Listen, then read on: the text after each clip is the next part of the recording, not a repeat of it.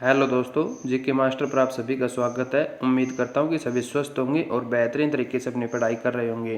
तो चलिए दोस्तों, 12 जुलाई 2023 की करंट अफेयर की रिवीजन क्लास शुरू करते हैं। पहला क्वेश्चन देखते हैं आज की क्लास का दोस्तों। हाल ही में दोस्तों फोर्ब्स ने अपनी 2023 की 100 सबसे अमीर महिलाओं की सूची जारी की है। तो इस सूची में भारतीय मूल की कितनी महिला जो है शामिल हुई है, टॉप 100 में कितनी महिलाओं को शामिल किया गया है और उनमें से सबसे ऊपर किसका स्थान है। तो इसमें टॉप 100 में भारतीय मूल की 4 महिलाओं को शामिल किया गया है दोस्तों। वो कौन कौन सी हैं? तो जयश्री उल्लास, नीरजा सेठी और नेहा नरखेड़े और इंदिरा नूई दोस्तों, इन चारों को सम्मिलित किया गया है। और इनमें सबसे ऊपर जो है वो जयश्री उल्लास को स्थान मिला है दोस्तों, 15वां स्थान मिला है टॉप 100 में। 2.4 अरब डॉलर जो है इसकी कुल संपत्ति है दोस्तों। इसके अलावा नीरजा सेठी का कौन सा स्थान है? तो 25वां स्थान है। नेहा नरखेड़े की बात करें तो इसका 50वां स्थान है दोस्तों। और इंदिरा नूई की बात करें दोस्तों तो इसका 77वां स्थान है। अब आपको ये भी पता होना चाहिए दोस्तों कि टॉप में सबसे ऊपर कौन है विश्व में। तो सबसे ऊपर पे पहले स्थान पर डायने हेड्रिक्स है दोस्तों। इसकी कुल संपत्ति 150 बिलियन डॉलर है दोस्तों। इसके अलावा अगला क्वेश्चन देख के उससे पहले एक्स्ट्रा फैक्ट की बात करें तो सरोजिनी नायडू की अगर हम बात करें तो ये भारत की पहली महिला राज्यपाल बनने वाली महिला थी दोस्तों। और कांग्रेस की भी पहली भारतीय महिला अध्यक्ष बनी थी। पहली भारतीय महिला अध्यक्ष बनी थी दोस्तों, ना कि पहली। और 1925 के कानपुर अधिवेशन में इन्होंने जो है कांग्रेस की अध्यक्षता की थी दोस्तों। और 13 फरवरी को जो राष्ट्रीय महिला दिवस मनाया जाता है वो सरोजिनी नायडू के उपलक्ष्य में ही मनाया जाता है दोस्तों। इसके अलावा बात करें एनी बेसेंट की, तो एनी बेसेंट जो थी वो कांग्रेस की पहली महिला अध्यक्ष बनी थी दोस्तों। ये पहली महिला अध्यक्ष थी, जबकि ये तो थी सरोजिनी नायडू, ये पहली भारतीय महिला अध्यक्ष थी। और इन्होंने कांग्रेस की अध्यक्षता कब की थी? तो 1917 के सूरत अधिवेशन में अध्यक्षता की थी दोस्तों एनी बेसेंट ने। के शिवा चौहान की बात करें दोस्तों तो इनकी अभी हाल ही में सियाचिन में तैनात किया गया था। तो ये सियाचिन ग्लेशियर में तैनात होने वाली पहली महिला अधिकारी बनी थी दोस्तों। अगला क्वेश्चन देखते हैं। डेल और इंटेल भारत के किस राज्य में एआई स्किल्स लैब की स्थापना करेंगे दोस्तों? तो डेल और इंटेल जो कंपनियां हैं ये भारत के किस राज्य में एआई स्किल लैब की स्थापना करने जा रहे हैं दोस्तों? तो वो तेलंगाना राज्य में स्थापना करेंगे। इसका उद्देश्य क्या है? तो इसका उद्देश्य सिर्फ यही है दोस्तों, युवाओं को जो है आर्टिफिशियल इंटेलिजेंट स्किल्स के बारे में डेवलप करना दोस्तों।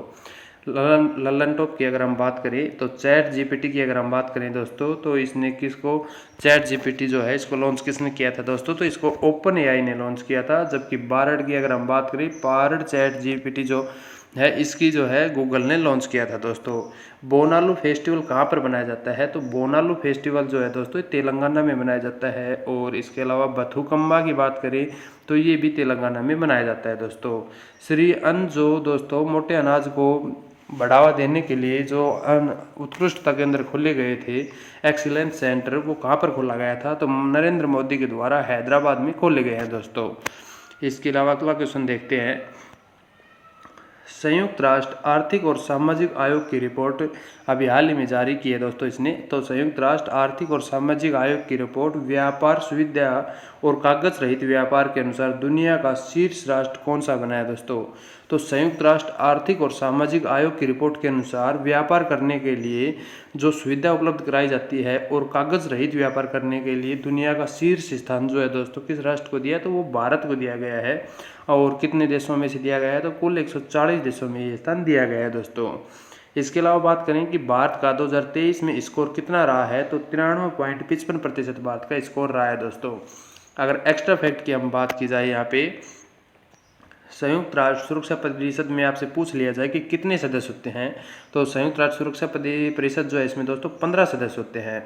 5 इसमें स्थायी होते हैं, जबकि 10 जो होते हैं वो अस्थायी होते हैं। और इनका कार्यकाल 2 वर्ष के लिए चुना जाता है इनको दोस्तों। 5 स्थायी सदस्य कौन कौन से हैं दोस्तों? 5 ये स्थायी सदस्य वही होते हैं जिनको वीटो पावर मिली हुई होती है दोस्तों।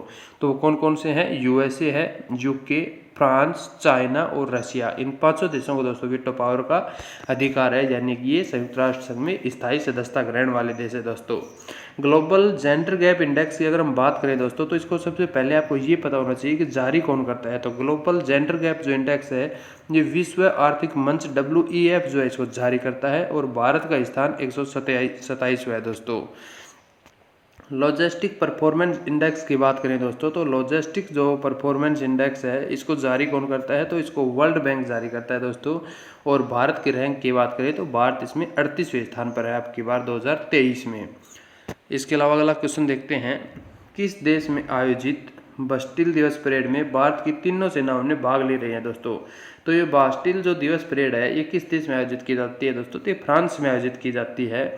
और आपकी बार इसमें भारत की तीनों सेनाएं जो है भाग ले रही हैं दोस्तों, क्योंकि भारत को जो है 2023 में सम्मानित अतिथि देश के रूप में आमंत्रित किया गया है। और इस वर्ष एक बात ये भी खास है कि भारत और फ्रांस के जो संबंध है इनको 25 वर्ष पूरे होने वाले हैं दोस्तों।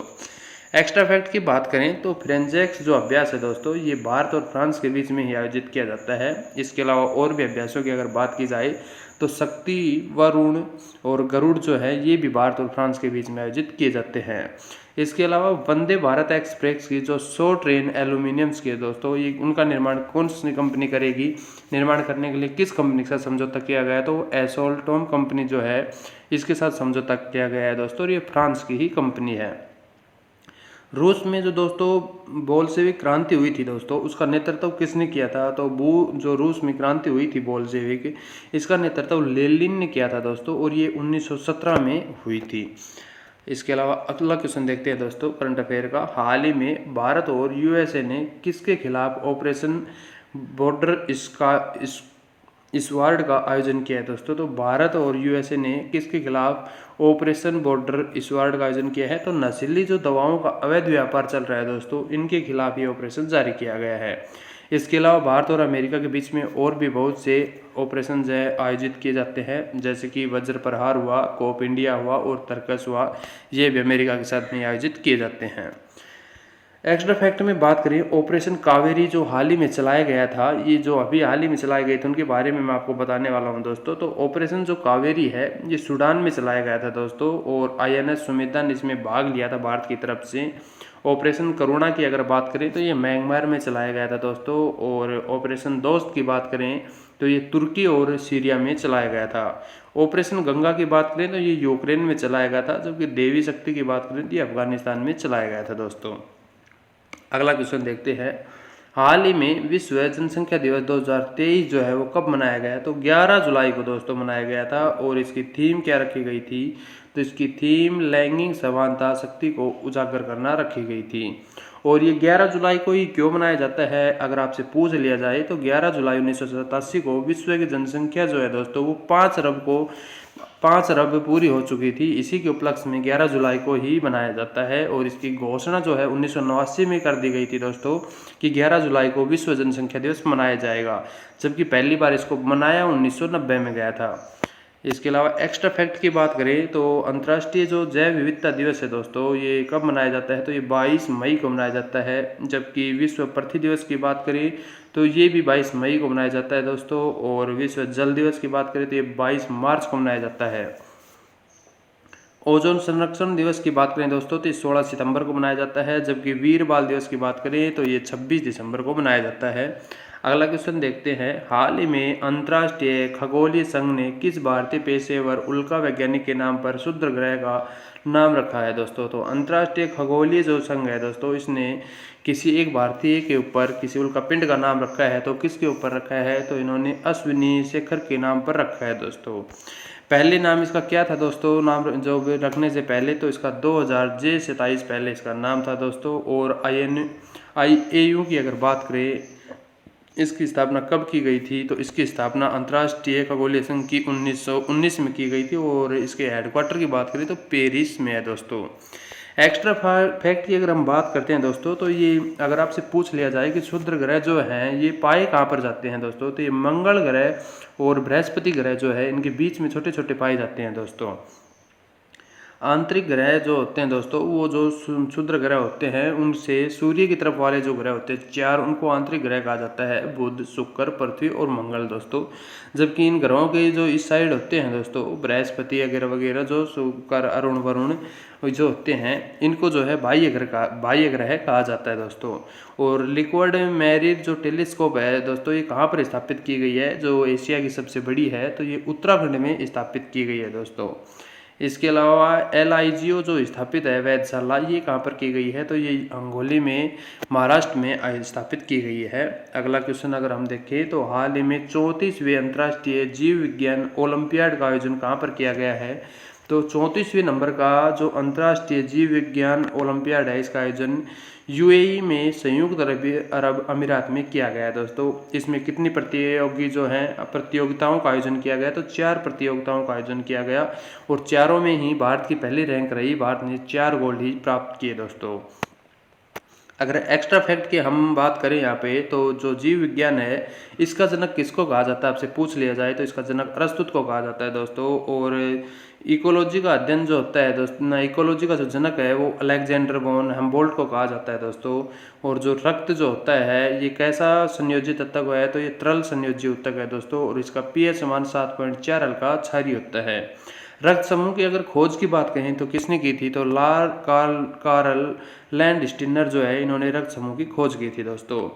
इसके अलावा अगला क्वेश्चन देखते हैं। हाल ही में वर्ष 2023 का लोकमान्य तिलक पुरस्कार किसे प्रदान करने की घोषणा की गई है, तो 2023 जो है दोस्तों, इस वर्ष का लोकमान्य तिलक पुरस्कार की अगर हम बात करें तो ये नरेंद्र मोदी को देने की घोषणा की गई है। और ये 1 अगस्त को जो है दोस्तों महाराष्ट्र के द्वारा प्रदान किया जाएगा।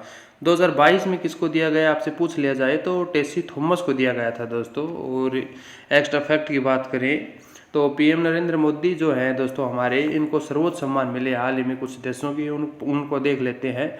तो पापुआ न्यू गिनी का, फिजी का, पलाऊ का और मिस्र का, इन देशों का सर्वोच्च सम्मान हाल ही में नरेंद्र मोदी जी को मिला है दोस्तों। राष्ट्रपति द्रौपदी मुर्मू की अगर बात करें दोस्तों, तो राष्ट्रपति द्रौपदी मुर्मू को भी सर्वोच्च सम्मान दिया गया था। वो कौन से देश का दिया गया था, तो वो सूरीनाम देश का दिया गया था। और हाल ही में दूसरा लता दीनानाथ जो मंगेशकर पुरस्कार है वो भी दिया गया है, तो वो आशा भोसले को दिया गया है दोस्तों। ये दूसरा वाला दिया गया है, इससे पहले जो पिछले साल था वो नरेंद्र मोदी को पहला दिया गया था। अगला क्वेश्चन देखते हैं। हाल ही में केर पूजा जो महोत्सव है दोस्तों, ये कहाँ पर प्रारंभ हुआ है, तो ये त्रिपुरा में प्रारंभ हुआ है दोस्तों। खारची जो पूजा है ये भी त्रिपुरा में आयोजित की जाती है। और इसमें किसकी पूजा की जाती है, तो वास्तुदोष देवता होता है उनकी पूजा की जाती है दोस्तों। इसके अलावा एक्स्ट्रा फैक्ट की अगर हम बात करें तो नुआखाई और रज जो महोत्सव है वो कहाँ पर मनाए जाते हैं दोस्तों, तो उड़ीसा में मनाए जाते हैं। और सरहुल फेस्टिवल की अगर हम बात करें दोस्तों, तो ये झारखंड में मनाए जाते हैं। जबकि हॉर्नबिल फेस्टिवल की बात करें तो ये नागालैंड में मनाया जाता है दोस्तों। और ये 10 दिन तक मनाया जाता है, 1 दिसंबर से लेकर के ये 10 दिसंबर तक मनाया जाने वाला त्यौहार है दोस्तों।